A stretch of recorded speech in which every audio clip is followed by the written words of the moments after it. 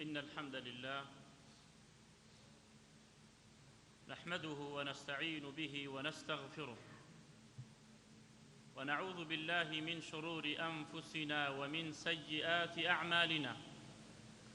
من يهده الله فلا مضل له ومن يضلل فلا هادي له وأشهد أن لا إله إلا الله وحده لا شريك له وأشهد أن محمدًا عبده ورسوله يا أيها الذين آمنوا اتقوا الله حق تقاته ولا تموتن إلا وأنتم مسلمون يا أيها الناس اتقوا ربكم الذي خلقكم من نفس واحدة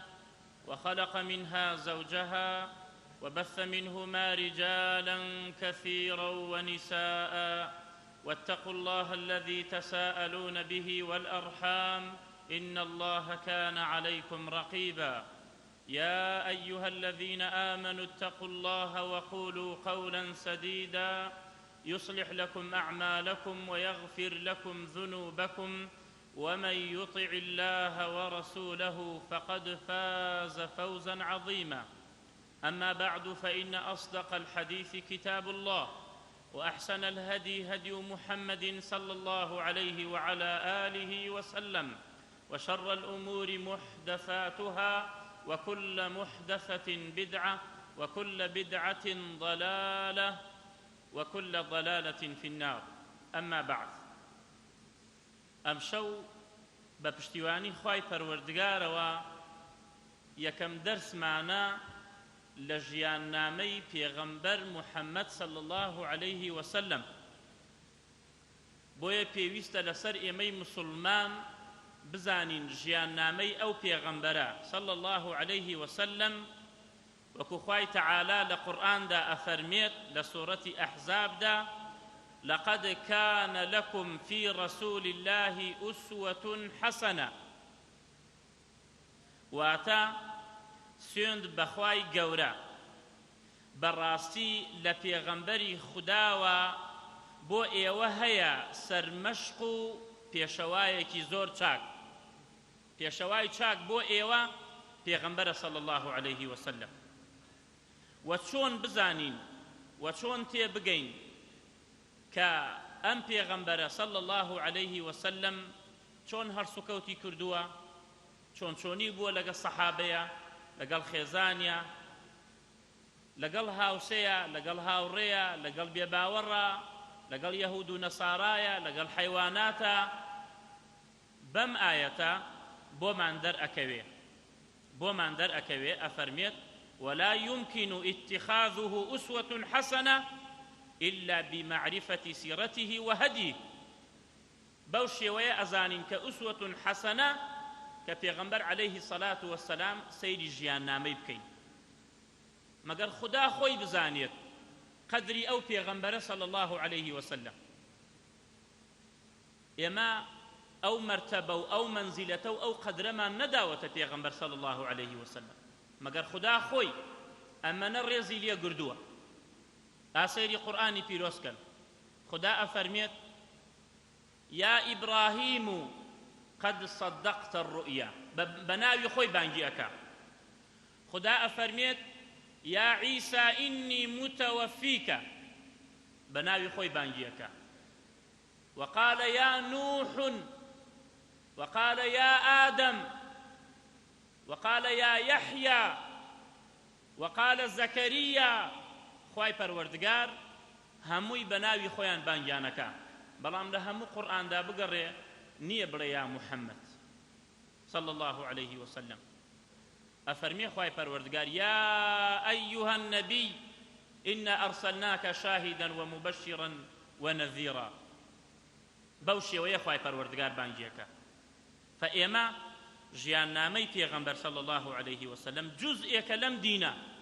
چونکە خوا ئەفەرمێت وما ينطق عن الهوى إن هو إلا وحي يوحى هیچ شتێکی لە خۆیەوە نەوتووە إلا بەوەحی لەلایەن خوای پەروەردگارەوە هەمووی بەوەحیە بۆیە ژیاننامەی پارچەیەکە ئەلەم دینە جوزئێکە ئەلەم دینە وەخوای پەروەردگارە فەرمێت وأنزلنا إليك الذكر لتبين للناس ما نزل إليهم والبيان يكون بالقول وبالفعل وبالإقرار خواهی پروردگار فرمی ام قرآن من داگردووە بۆ تۆ بۆ ئەوەی لتبين للناس بۆی بۆ خەڵکی ڕوونی بکەیتەوە بەڵێ پێغەمبەر عليه الصلاة والسلام قورئانی بۆمان ڕوونەوە کرد هەموو دینی بۆمان ڕوونەوە کرد و کاتێک سەیری ڕوونکەرەوەی قورئان بکەین بە قەولی پێغەمبەر صلی الله عليه وسلم بە فعلی بە ئیقراری بۆ شتێک کە سەحابە شتێکی کردبێ ئەم دەنگی نەکردبێ ئەمانە هەمووی ئەبێتە سنەت و هەمووی ڕوونکەرەوەی قورئان جا ژیاننامەی پێغەمبەر عليه الصلاة والسلام علی کوڕی حوسەین کوڕی علی کوڕی ئەبی طالب ڕزای خۆیان لێبێ ئەفەرمێت كنا نعلم مغازي النبي صلى الله عليه وسلم كما نعلم السورة من القرآن أفرميت أمبيا وبرزا رحمتي خواهي لبيه أفرمي إما أو نهول ما ندال جيانا في غنبر صلى الله عليه وسلم بزانين شيء وشينيا وكتون فيري صورتك بين قرآن أو فيري جيانا في غنبر أبو مان صلى الله عليه وسلم وإمام الزهري وكو خطيب بغدادي هاوردويتي صحيحا رحمة إخوال إمام الزهري بأفرميت علم مغازي علم الآخرة والدنيا يعني زانس بجيان نامي پیغمبر صلى الله عليه وسلم دنيا وقيامتت سرفراز بيت أجر تطبيقي بكي وبيزاني إمام ابن جوزي رحمة إخوالي بأفرميت رأيت الاشتغال بالفقه وسماع الحديث لا يكاد يكفي في صلاح القلب إلا أن يمزج بالرقائق والنظر في سير السلف الصالح وفي مقدمة سير السلف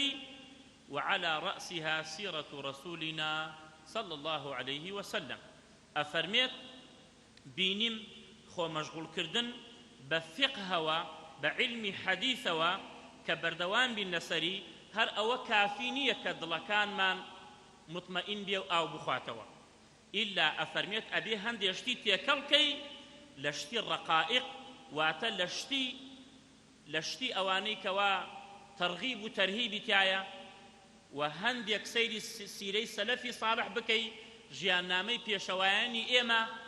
ولبان هميانو جيانامي بيغمبر صلى الله عليه وسلم فري الرقائق فري أويك درز عبرة حكمة ليور بجيريه وعبيد الله كري عتبة أفرميت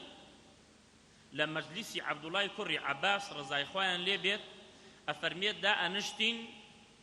باسي سجيانامي بيغمبري بمانكر صلى الله عليه وسلم ولقد كنا نحضر عنده فيحدثنا العشية كلها في المغازي همو أو شو باسي جيانامي بيغمبري بمانكر صلى الله عليه وسلم وابن عباس رضاي خوان لبيت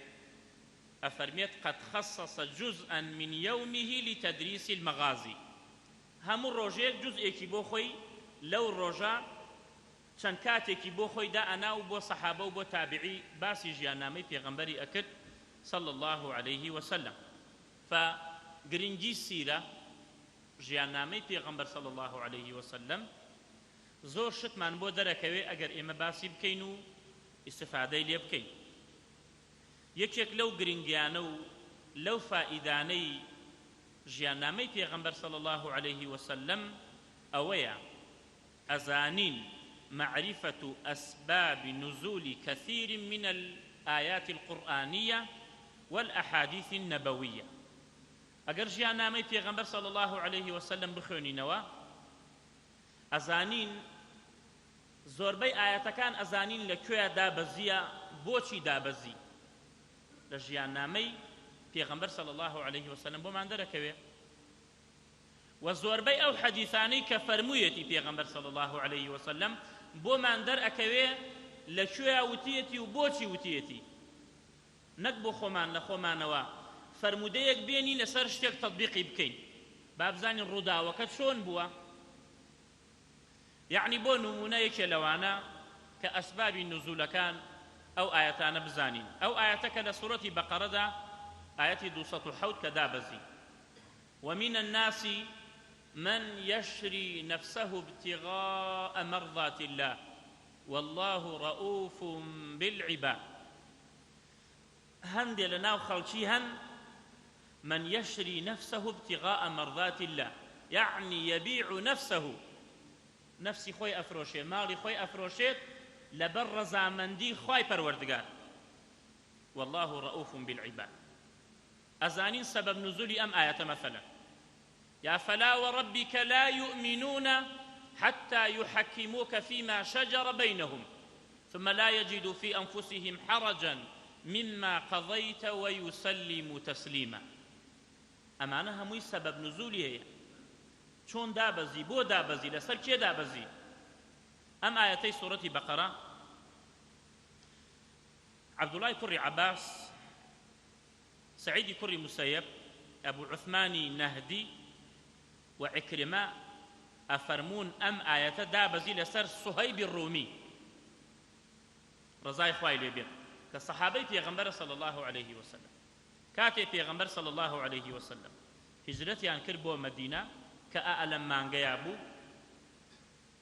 سەحابە هەمووی هیجرەتی کرد چونکە زۆر ئەزیەتیانیان ئەدا.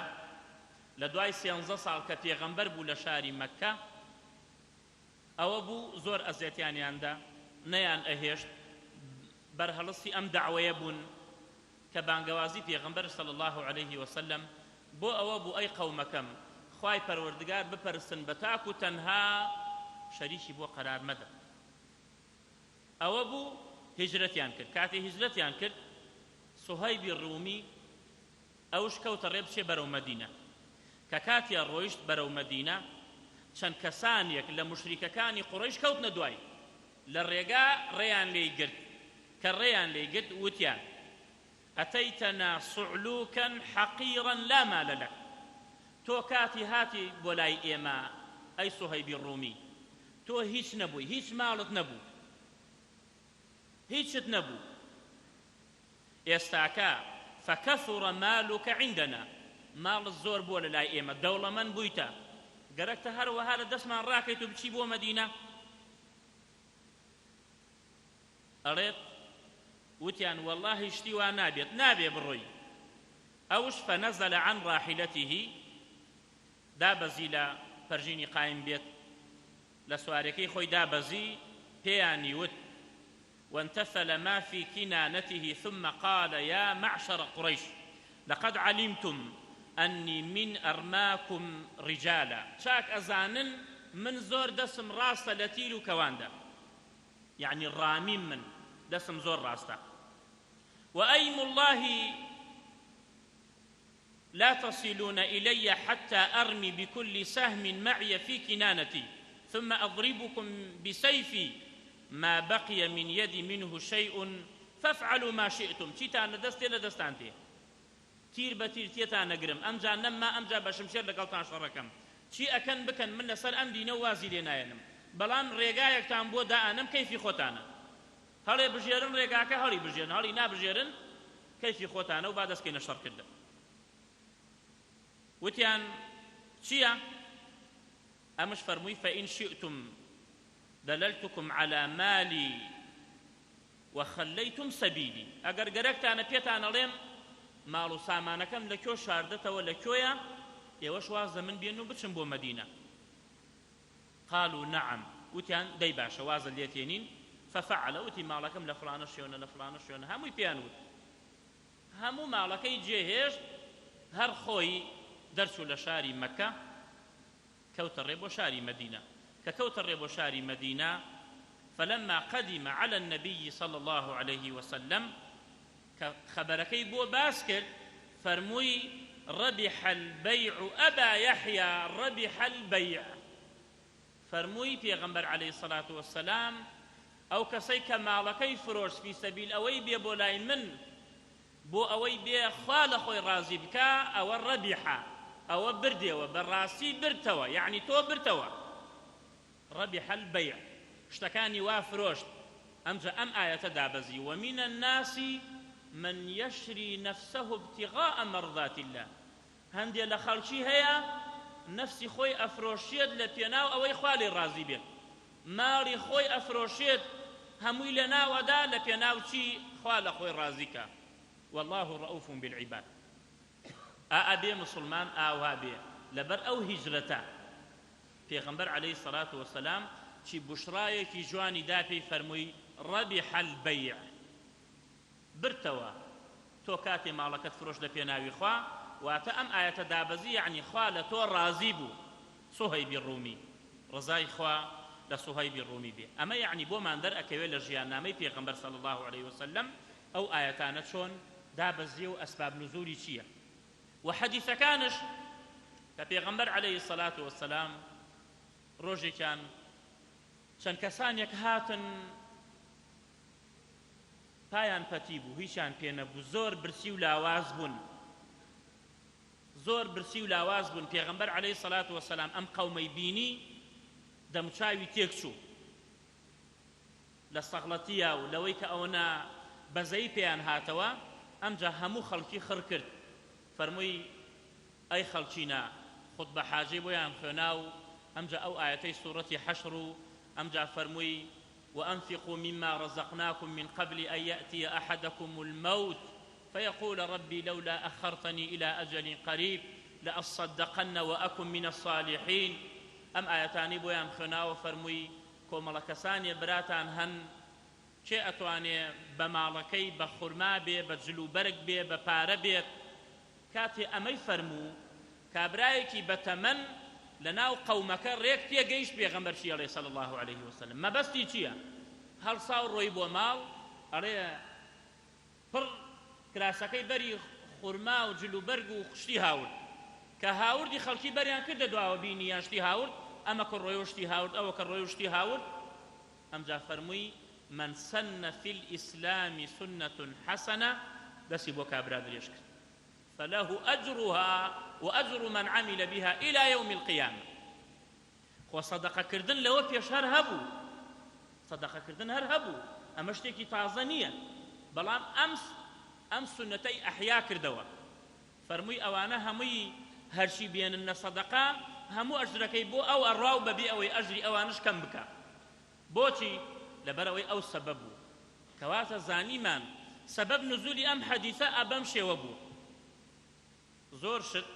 بۆمان دەرەکەوێت لە ژیاننامەی پێغەمبەر صلى الله عليه وعلى آله وسلم. أما فائدة يكم لسيرة لو قرآن تيأجين لحديث كان في غنبر صلى الله عليه وسلم تيأجين. فائدة دوم لجيان نامي في غنبر عليه الصلاة والسلام أويا معرفة الطريق الذي يوصل إلى رضا الله والجنة. لا دراسة كردن مان و خوێنین مان بۆ ژیاننامەی پێغەمبەر صلی الله عليه وسلم چیمان بۆ دەرەکەوێ؟ ئەوەمان بۆ دەرەکەوێ ئەو ڕێگایە بناسین، ئەو ڕێگایە ئەبێ بناسین کەوا ئەدگەێنێ بۆ لای ڕەزامەندی خوای پەروەردگار و بۆ بەهەشت. و ڕێگاکان ترتش بۆ دەرەکەوێت کە ئەم ڕێگایانەی تری بەرەو غەزەبی خوا ئەدبە، بەرەو دۆزەخ ئەدبە. بەڵێ لە خوێندنی ژیاننامەی پێغەمبەر صلی الله عليه وسلم بۆمان دەرئەکەوێت لە عیبادەتی خوای پەروەردگار بە تاک و تەنها بیپەرستین و شەریکی بۆ قەرار نەدەین، هەر لە ژیاننامە بۆمان دەرەکەوێت. لە شوێنکەوتنی پێغەمبەر صلی الله عليه وسلم سەحابە چۆن شوێنکەوتنی ئەو پێغەمبەرەیان کردووە صلی الله عليه وسلم، چۆن شوێنی کەوتون، چۆن سونەتەکانی تەطبیق کردوون سەحابە، لە ژیاننامەی ئەو بۆمان دەرەکەوێت کە هەر ئەو پێغەمبەرەیە صلی الله عليه وسلم شایستەی ئەوەیە کە هەرچی وت بە قسەی بکەوی دوای بکەوی، کەسی تری نە، چونکە هەرچەنێ عالمێکی بەرز بێت غەڵەتەکە، هەڵە ئەکا، نایپێکێت، کەس معسووم نییە ئیلا پێغەمبەر نەبێ صلی الله عليه وسلم. لە ئیتیباعی ئەو شوێنکەوتنی ئەو وحده والابتعاد عن البدع والخرافات. وأم ڕێگاکانی ترش بۆ دەرەکەوێ کە چ ڕێگایەک بیدعەیە و چ ڕێگایەک خورافەتە و هەر لە ژیاننامەی پێغەمبەر صلی الله عليه وسلم بۆمان دەرەکەوێ کە چ ڕێگایەک حەقە و سەحابە چۆن شوێنکەوتنی ئەو پێغەمبەرەیان کردووە صلی الله عليه وسلم. و هەر لە ژیاننامە بۆمان دەرئەکەوێ کە سەحابە لەسەر چی منهەجێک بوونە لەسەر چی ڕێبازێک بوونە و دوور کەوتنەتەوە لە ڕێگاکانی تری خدا ئەفەرمێت والسابقون الأولون من المهاجرين والأنصار والذين اتبعوهم بإحسان رضي الله عنهم ورضوا عنه وأعد لهم جنات تجري تحتها الأنهار خالدين فيها أبدا ذلك الفوز العظيم خدا أفرميت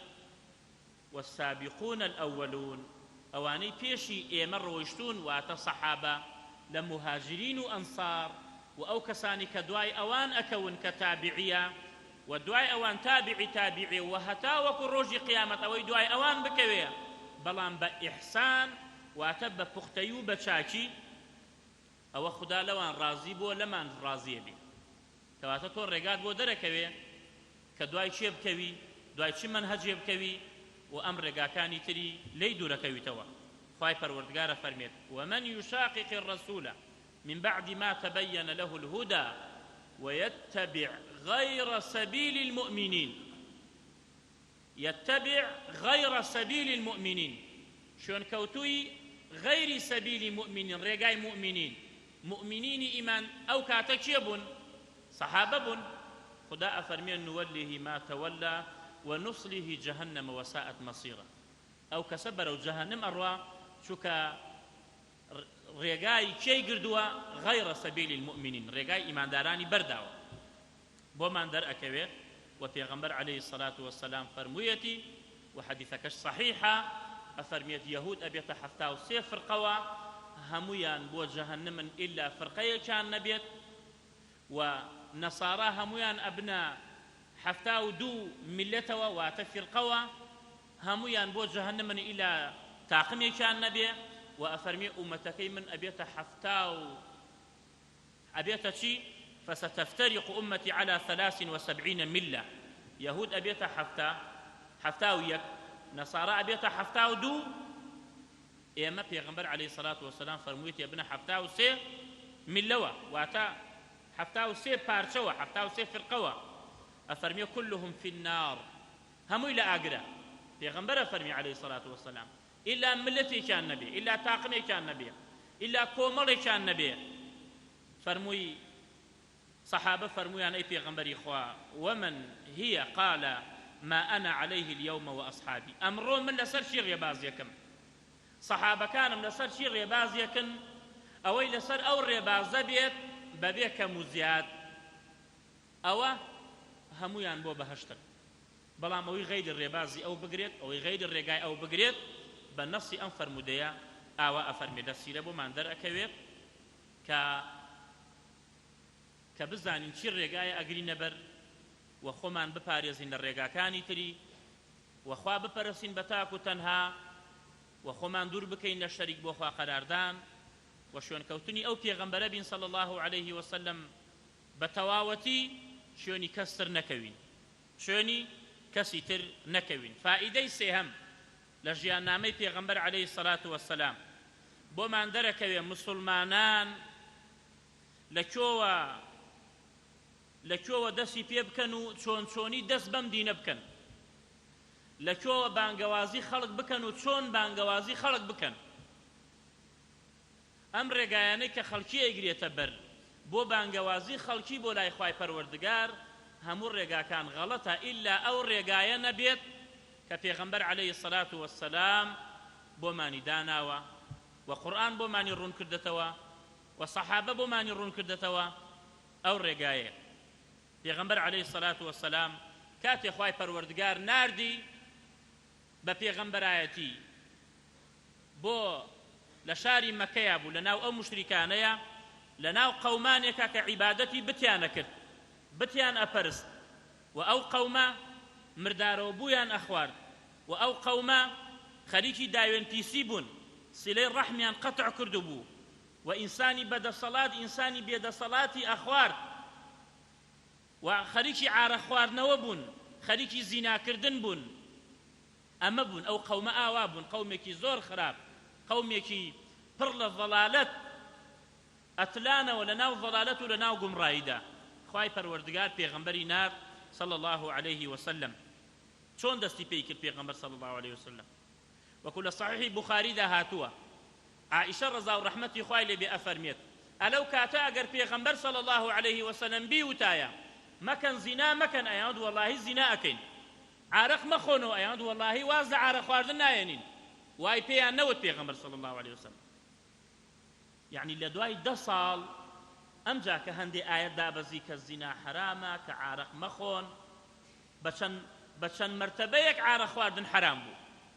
ئەوەڵجا فەرمووی نێزگی نوێژ مەکەونەوە کە ئێوە سەرخۆشن بۆی بزانن چی ئەڵێن لە ناو نوێژەکەیە عارەقیان نەخواردەوە نوێژیان شەکرد ئاەتەکانیان بەغەڵەت دەخوێناوە لە پاشاندا خوا فەرمووی زەرەرەکەی زیاترە لە قانجازەکەی هێواش لە سێم جارە فەرمووی ئەگەر ئێوە ئیماندارن دەوازی لێ بێنن ئەمجا کە ئەفەرمێت جۆگە لە عارەق لە ناو شاری مەکەدا ڕێیە کرد بە بەرمیل عارەقیان نەبوو لە ماڵەوە پێغەمبەر صلى الله عليه وسلم نەهات بڵێ عارەق مەخۆنەوە زینا مەکەن ئەوە مەکەن نە ئەوانەی نەفەرموو لەوە دەستی پێی کرد کە ئەیوت قولوا لا إله إلا الله تفلحوا كوتت لا إله هیچ ئیلاهێک نییە بە حەق بیپەرستی هیچ کەسێک نییە کە شایستەی ئەوە بێ کە تەعظیمی بکەی هیچ کەسێک شایستەی ئەوە نییە کە ئەمری جێبەجێ بکەی هیچ کەسێک شایستەی ئەوە نییە کەوا هەرچی وت بە قسەی بکەی ئیلا الله خوای پەروەردگار لە هەموو کەسێک گەورەتر بێلار هەرچی عیبادەتێ بۆ خوات صرفی بکەی ئەو ئیمانە دڵتا بچەسپێت کە ئیمانت هەیە بەخوا و بە ڕۆژی دوایی و بە قەبر و قیامەت و پێغەمبەران ئەو کاتە خۆت هێواش ئەزانی تەعظیمی ئامر بکەی یعنی خوای پەروەردگار بە چاوێکی سوکەوە سەی خوا نەکەی بڵێ خوا وتێتی یا ئەیها الذین ئامنوا لا تقربوا الصلاة وأنتم سكارى بكمي دانني آمرك كالله تو سيري أو مكا بلي أم معصية بشكلية سيري أو بك معصيتي تشيكي پیغمبر عليه الصلاة والسلام تعظيمي بك تعظيمي آمر بك كتشيت بيه فرمي ئێستاکە ئەگەر بێتە ناومان پێغەمبەر عەلەیهی سەڵات وەسەلام بە یەکێ لە ئێمە بڵێ هەموو بەیانیەک وەرە بۆ نوێش ئایا کەس لە ئێمە هەیە بڵێ قسەیەشکێنم ڕەنگە ئەڵێی بە دایک و باوکەوە بە قوربانە بێتتر بە حەیاتوە وەڵڵاهی وای پێمان وتووە هەرچی چاکە پێمانی وتووە هەرچی خراپە ئاگادارمانی کردوتەوە فەچەنێ بە عەظیمی دابنین خوای پەروەردگار ئەوەنە ئێمە ئەمرەکانمان لە ئاسانە بێت بە جوانی جێبەجێ یەکەین قەدەخەکان دوورەکەوینەوە لێی لەوە دەستی پێی کرد پێغەمبەر صلی الله علیه وسلم خوا بچەسپێنێ لە دڵیانە ئیمان بەخوا بچەسپێنێ لە دڵیانە خوا بە گەورە دابنن خوا پێویستی بە واسطە نییە خوا پێویستی بەوە نییە بچیتە لای کەسێکی تری و دەنگی تۆ بگەێنێتە خوا نە ئەلەوە دەستی پێی کرد لە سیرە لە ژیاننامەی پێغەمبەر عەلەیهی سەڵات وەسەلام ئەوەمان بۆ دەرەکەوێ کە پێغەمبەر عەلەیهی سەڵات وەسەلام خوای تەعالا لە حەقی ئەفەرمێت وما أرسلناك إلا رحمة للعالمين رحمة للعالمين أما بو أيوت خواب برسن بتاكو تنها شريكي بو قرار مدن أو قورترين شتا وزور جاباس من كردوا ككسي بحياتي شاكيكي نبوا بس توحيدي هبوا وكسيك شوروش خريكي عبادت بيت بس لقل يا شركي هبيت هيش إسفاديكي ليناك هموي بطالة بيتوا بلي پیغمبر عليه الصلاة والسلام ألو مجتمع قمرايا ألو مجتمع خرابيا أبو شيوا پیغمبر عليه الصلاة والسلام دسي فيك وهمو پیغمبراني ترش ولقد بعثنا في كل أمة رسولا أن يعبدوا الله واجتنبوا الطاغوت عبادتي خواب كان بتاكو تنها أوي غيري خوايا ما يبرستن پیغمبر عليه الصلاة والسلام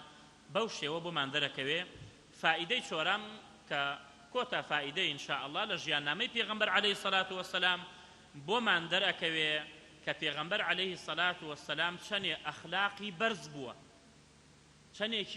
چەنێ کەسێکی بە ئەخلاق بووە چونکە پێغەمبەر عليه الصلاة والسلام بەشەر بووە وەکو ئێمە بەشەر بووە خێزانی هەبووە جیماعی کردووە چووەتە سەر ئاو دەستنوێژی گردووە خواردنی خواردووە خەوتووە بەشەر بووە بەڵام جیاوازیەکەی لەگەڵ ئێمە ئەو پێغەمبەر بووە خدا هەڵی بژارد لە ناو هەموو بەشەریەت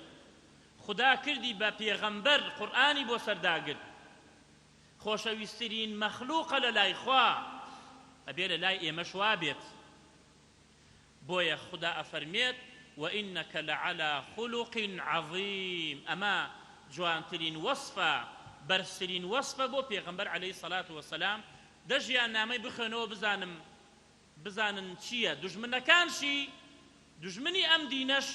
هەر معجبن پێی بەڵام وجحدوا بها واستيقنتها أنفسهم ظلما وعلوا بەڵێ پرسیارەکرێ لە عائشە ڕەزا و ڕەحمەتی خوای لێ بێ وەکو لە صحیح مسلم دا هاتووە ئەرێ ئەخلاقی پێغەمبەر چۆن بوو صلی الله عليه وسلم ئەو شەی فەرموو كان خلقه القرآن ئەخلاقی ئەو قورئان بوو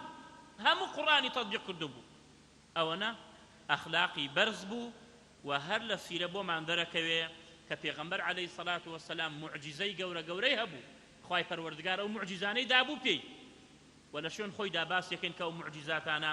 یەکێ لەوانە کە مشریکەکان وتیان ئەگەر تۆ ئەتوانی مانگمان بۆ بکە دوکتەوە بە ئیزنی خوای پەروەردگار ئاوهای کرد مان کوتێکی هاتە ئەم دی و کوتێکی چووە ئەو دی و اقتربت الساعة وانشق القمر مانگەکە بووە دوکتەوە وإن يروا آية يعرضوا ويقول سحر مستمر أيامت أما السحر ومعجزاتي تري زور هيا پیغمبر عليه الصلاة والسلام بتوانین لشون خویدا باسی بکەین وفڕی حکمەتە فڕی تەوحیدە فڕی فقهە ئەو ئاەتانەتی ئەگەین ئەو حەدیثانەتی ئەگەین هەرسوکەوتی چۆن بووە ژیانی ئەو سەحابانە چۆن بووە لەگەڵی بەڵێ پێغەمبەر عليه الصلاة والسلام بەو شێوە بووە ئەگەر خوای پەروەردگار عمریدا لە دەرسێکی ترە ئەمجاکە نەسەبی پێغەمبەر صلی الله عليه وسلم إن شاء الله باسەکەین و صفاتە جوانەکانی باسەکەین و نەسەبی ئەو بنەماڵانە کە خوا چۆن ئەم پێغەمبەرەی هەڵبژاردووە لەناو ئەو نەسەبانە کە چ نەسەبێکی پاکی هەبووە صلى الله عليه وعلى آله وسلم أقول ما سمعتم واستغفر الله العظيم لي ولكم سبحانك اللهم وبحمدك